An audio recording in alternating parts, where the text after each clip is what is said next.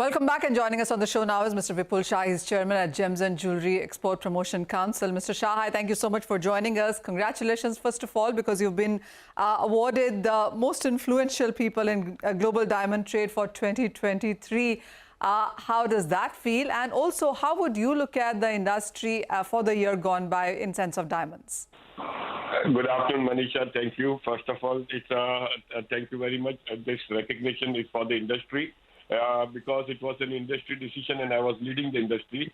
So I would not take this recognition as for myself, it is for the industry. And yes, 2023 was a very difficult year. Overall, it was a year where it started with Russia and Ukraine war. There was supply and demand disruptions. So and overall the growth means we were down by almost 25% as far as our exports are concerned. Prices and instability. So a lot of challenges were there in 2023, then led it with this Israel and Gaza war. So we hope 2024 we start with a very cautious note, as also we are also worried about the rising interest cost, and hopefully in 24 we see the interest cost in the US markets coming down by the Fed. So that will also help the global economy as well. So yes, 2024 should be with a cautious start.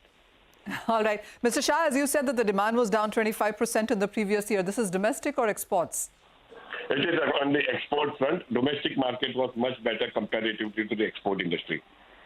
Mr. Shah, we also saw the diamond prices decline, the rough diamonds that is, and did that have an impact on the final diamond prices also? And has that supported domestic demand? Yes, the main thing is the prices. As I said, there was supply and demand disruptions, and that was the reason where the prices were falling. And as an industry, as we came together, we had this import. We decided for a voluntary import closure for 2 months, and that really paid off well. It stopped the prices declining, and it really took the industry and helped us to maintain our inventory levels and reduce it gradually. And today we are the industry is in a much better health, as well as the depth levels of the industry is also much better and very comfortable. We are just hoping China to open up, and once China open up, things should start in a better note. Mr. Shah, I remember having a previous conversation with you where you said that the demand from Middle East has been quite better. So the kind of agreements that UAE and you have, how is the demand coming in from that part of the world? Yes, Middle East comparatively has been done much better, and we are hoping that our Honorable Minister, Mr. Piyush Goyal, looking forward for an FTA with the GCC countries. So that will really help to boost the sector. And I mean, the way UAE FTA has done a good result for our industry, I'm confident that with the GCC FTAs also, this will be much boosting for the gem and jewelry industry as a whole. Mr. Shah, there have been some concerns about the Russian diamonds flowing into the Asian markets. How is GJPC looking at that, and what's your stand? That's the biggest challenge what we're going to face right now is with the new G7 protocols coming in place, where there is direct ban on Russian shipments. But as far as GJPC is concerned, this goods can be, because we hardly import directly any less than 5% of the Russian diamonds. So we are not that much concerned.